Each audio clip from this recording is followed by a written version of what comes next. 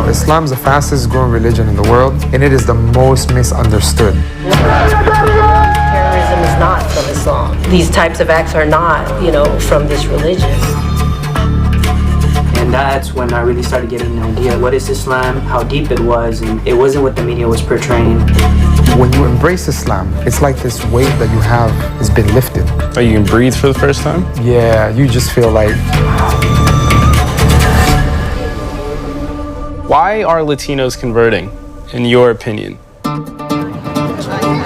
The statistics suggest that the Latino segment of the overall Muslim population is the fastest growing. They're leaving cultural Catholicism. They don't really understand what they're leaving. Thank you, my dear.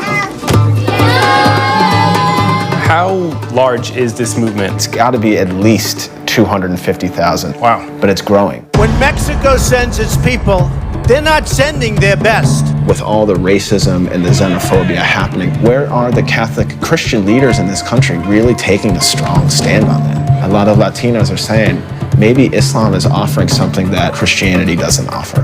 I'm worried. Absolutely, I'm worried. Islamic culture is extremely different.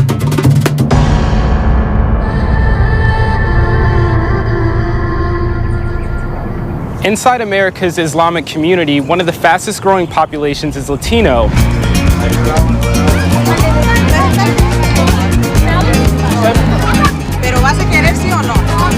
And the epicenter of that movement is here in Houston, Texas, home to not only one of the largest Latino communities, but also one of America's largest Muslim communities.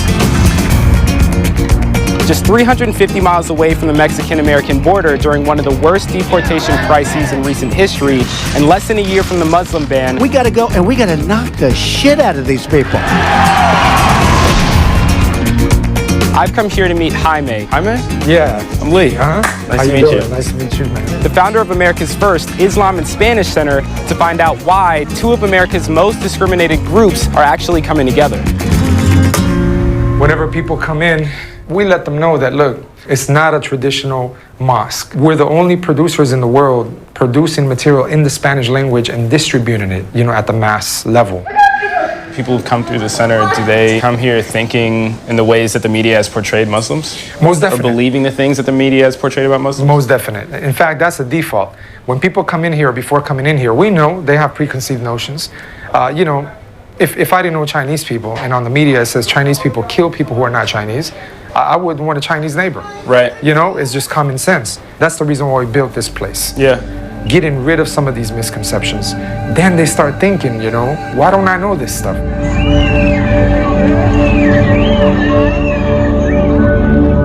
Jaime, what brought you to Islam?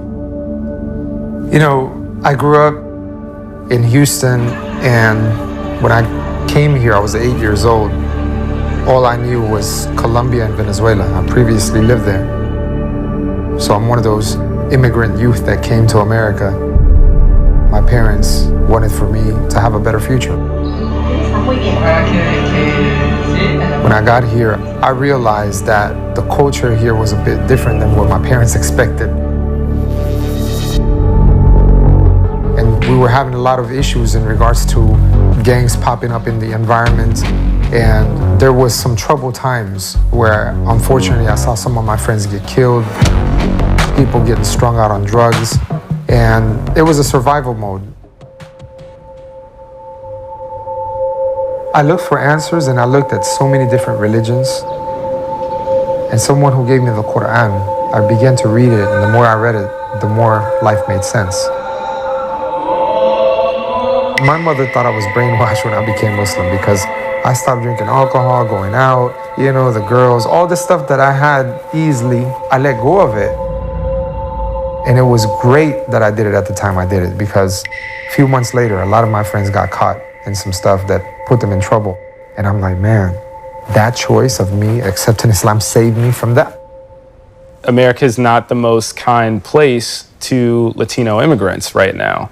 So why would you subject yourself to being that double minority? I don't think being a Muslim and being Latino is putting me in a position of weakness.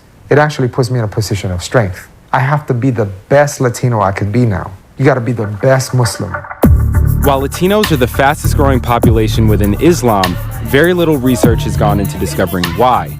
So I'm heading to Rice University to meet with Professor Considine, a religious studies expert, to gain clarity on why so many Latinos are becoming Muslim during such a critical and divisive time in America. Why is it that Latinos are seeking out Islam? Does it have anything to do with the common experience between Muslims and Latinos in this country? Absolutely. Especially after the election in 2016, where a lot of these people felt purged. When Mexico sends its people, they're not sending their best. They're sending people that have lots of problems, and they're bringing those problems with us. They're bringing drugs, they're bringing crime, they're rapists. A lot of Latinos are recognizing that not being white in this country comes with certain barriers. Latinos might also be thinking, Muslims generally speaking, they face similar obstacles with all the racism and the xenophobia happening from the top of the government. This is a 5-year ban. To an everyday existence on the street. Who knows what they're gonna bring in this country? We're gonna bombs, ISIS, what? They need to go. I think a lot of people are seeing Islam and the Islamic tradition in general as being more tolerant of race. People have to recognize, one of the most racially diverse religions in the world is Islam. We stand in opposition to their opposition. Allah. How large is this movement? The statistics suggest that it's got to be at least 250,000 Latin Muslims in this country. Wow. But it's growing. This is the future of America. Houston is a microcosm of the future of America. It's the browning of America. They say by 2050, white people are not going to be the majority anymore. Te pedimos humildemente que el Espíritu Santo 34% of the American Catholic population is Latino, mainly immigrants, and many of those converting to Islam are coming out of this community. So I sat down with a group of members from St. Cyril's Catholic Church in Houston to get their thoughts on the Latino Christian move to embrace Islam. What has been your experience with the number of converts moving from Catholicism to Islam within the Latino community? So it's a very complicated issue, actually, right? It's multifaceted. But there's also a concerted effort by the Muslim community to reach out to the Latino communities. I think it's no secret, especially in the climate that we have now, and this has been an issue for years with immigration, especially when you look at the disenfranchisement of peoples, right? And that's what we're seeing in the immigration standpoint. And they turn to something. And of course, I think the Islamic community, something that I think that they target and they look for. Thank you, my dear. Look at the rise of Islam within Arab or parts of the Middle East. Where do you see its greatest growth? Is the same place you see its greatest extremism. But you do feel as though they may placate to this demographic or have a... I do. I think it's a concerted effort. I do. But I'm worried. Really? I'm worried. Absolutely, I'm worried. I'm worried from an anthropological standpoint. Islamic culture is extremely different. We see what's happening in Europe. We see what's happening in England. How do you think they'll be received by the larger American community? Skepticism, I would say. Very skeptical. Very skeptical. Anyone who says that we target disenfranchised individuals, they don't know us. People who talk like this, they have an elitist mentality, possibly. How are we targeting? We're not targeting disenfranchised people. We're on digital media. So what room is this? So this is the brain, man, of the whole operation right here. We reached 14 million people just in a month in Ramadan. Wow. Sometimes there's some attacks, and they come due to some bias sometimes, and people have some agendas. This is our podcast station right here. I mean, had you had to contend with Islamophobia or racism because you were Latino? When I became Muslim, it was 3 months before September 11th.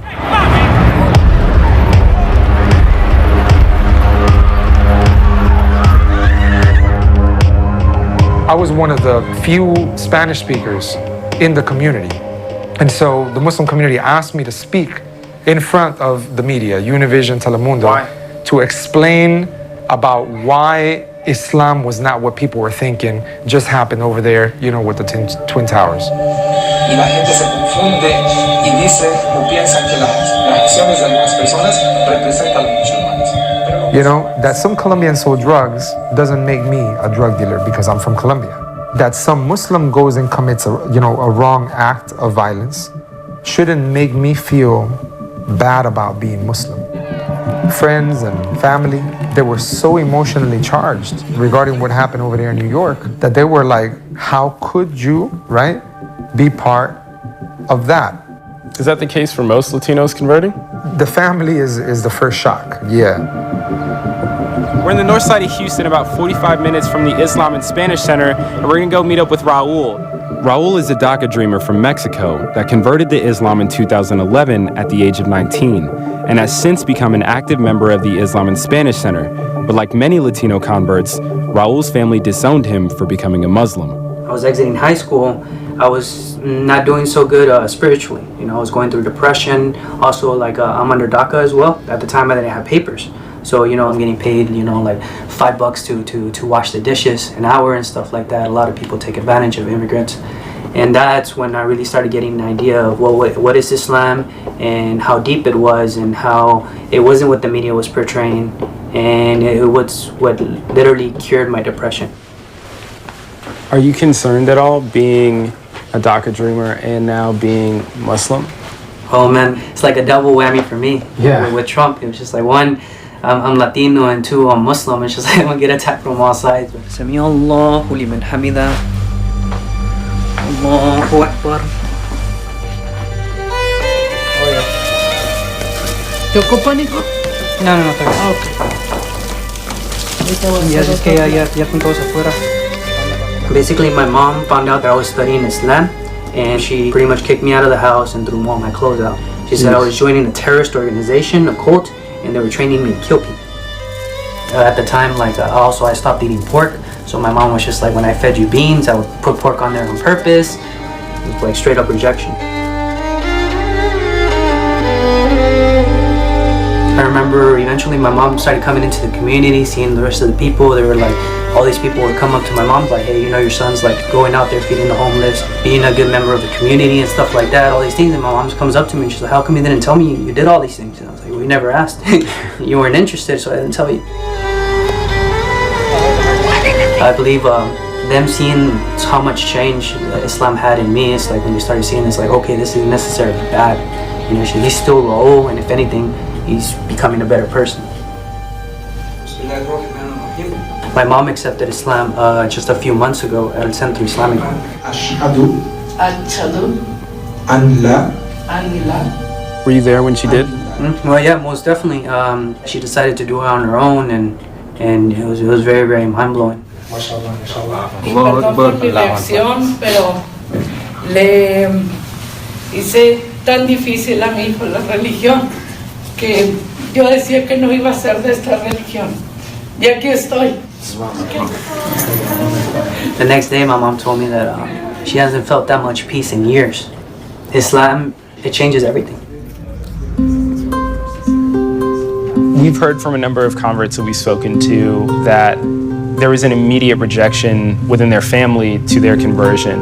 And I'm curious if you can comment on that, why members of the Latino community are so resistant to their own neighbors, sons, daughters, wives, and husbands converting to Islam. In one word, ignorance. It's lack of education. It's misinformation, right? So this is part of the hangover from 9/11. Allahu Akbar. A lot of people in this country who are not Muslim have certain ideas which are steeped in stereotypes. So they see Islam as oppressing women. They see Islam as being backward. Allahu Akbar. They see Islam in association with ISIS and Al-Qaeda and violence.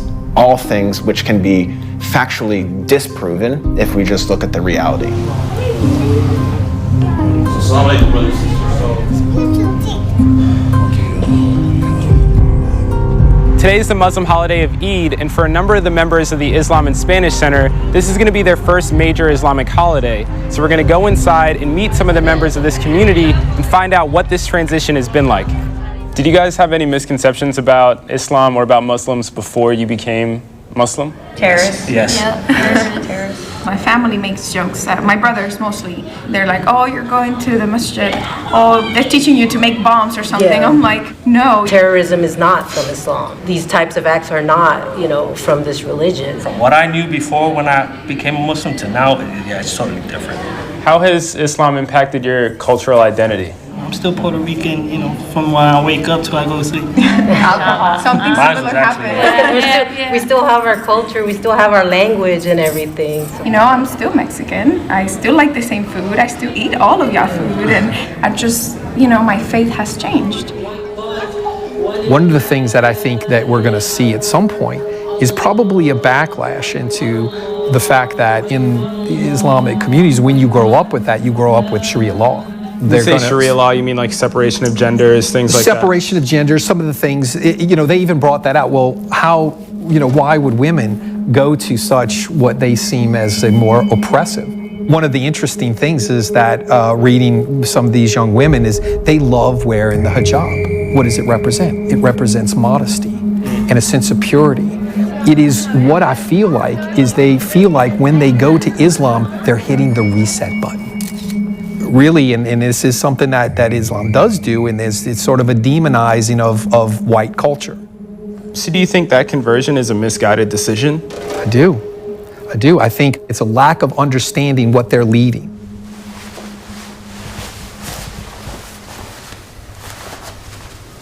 Is there something that Islam has to offer the Latino community that maybe Catholicism or Judaism or just like another religion doesn't? The core principle that is so enticing of Islam is that you have a very personal relationship with God without any intermediaries. There is nothing between you and God. Traditional ways of teaching religion has been because I said so, right? Because my father did so. But when you look at Islam, you're encouraged to ask questions in order to leave doubt. Brothers and sisters, many of us came to the United States from immigrant parents. How many youth came to America and lost their way? How many lost lives because of the choices that were made? How can someone living as a Muslim, as a minority in America right now, and look at what's being said in the mainstream, look at what they're saying, look at the way they're talking about us, look at what they think. How many of us put ourselves in that situation? Is that of a victimized mentality? Or how many of us look at these circumstances and say, you know what, these are just challenges in life. I'm gonna head forward and I'm gonna deal with this in the best of ways. America at its foundation is a land of religious freedom, and it's a country that was built by immigrants. But in today's political climate, Muslims seeking religious acceptance are being discriminated against, just like the immigrants seeking a new home. Allahu Akbar. Ironically, this intolerance and oppression has brought these groups together, and from that shared trauma, a supportive and accepting community is growing.